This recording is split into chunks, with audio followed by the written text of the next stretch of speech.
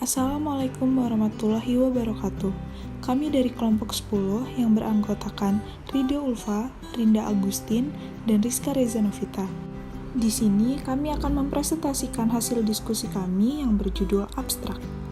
Yang pertama adalah pengertian dari abstrak. Abstrak adalah representasi isi dokumen yang ringkas, padat, dan tepat, termasuk semua elemen dokumen asli, biasanya mengikuti gaya maupun susunan dari dokumen asli.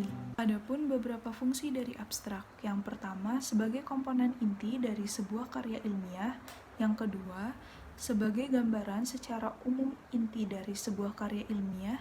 Dan yang ketiga, sebagai bahan pertimbangan pembaca untuk membaca keseluruhan tulisan. Selanjutnya adalah jenis dari abstrak. Jenis abstrak sendiri terbagi menjadi dua. Yang pertama ada abstrak indikatif dan yang kedua adalah abstrak informatif. Adapun pengertian dari abstrak indikatif adalah abstrak ini menjelaskan isi sebuah penulisan atau dokumen dengan menggunakan pernyataan yang umum dan tidak disertakan data kuantitatif atau informasi yang detail. Hasilnya berupa dokumen proceeding, dokumen diskusi, dan esai. Poin kedua yaitu abstrak informatif. Jadi abstrak informatif ini tuh merupakan abstrak dokumen yang penting, umum, dan juga informasinya tuh kualitatif dan juga kuantitatif gitu ya. Dan abstrak informatif ini tuh jauh lebih panjang dari abstrak yang lainnya karena abstrak ini tuh dibuat sebaik mungkin, tapi tidak akan mengubah isi ataupun makna dari penulisan aslinya.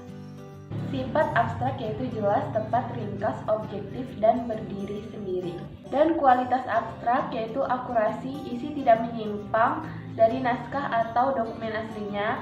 Kejelasannya harus ditulis secara singkat dan mudah dipahami. Isinya berisi informasi penting dan tampilannya menggunakan bahasa standar dan penulisan yang rapi. Berikutnya ada contoh abstrak dari Setio Widi Budianto 29110843 dengan judul Perancangan Pintu Bendungan Otomatis Berbasis Mikrokontroler, jurusan Sistem Komputer Fakultas Ilmu Komputer dan Teknologi Informasi, Universitas Gunadarma 2013.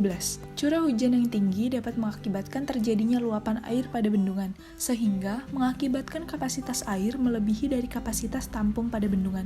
Dalam fungsinya mengurangi debit air, bendungan pada umumnya diawasi secara visual oleh petugas penjaga.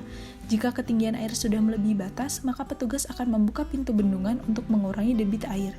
Dengan adanya teknologi mikrokontroler, dapat berguna merancang pintu bendungan otomatis yang dapat mengukur ketinggian air dan membuka pintu bendungan ketika ketinggian debit air melebihi batas yang dikendalikan secara otomatis.